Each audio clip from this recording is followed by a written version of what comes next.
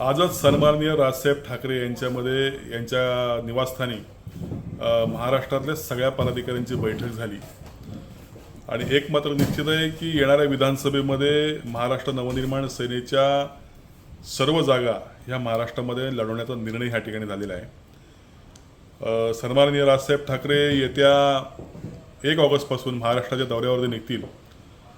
या महाराष्ट्रामध्ये ही जी राजकीय परिस्थिती बदललेली आहे त्याचा नक्कीच फायदा महाराष्ट्र नवनिर्माण सेनेला होईल।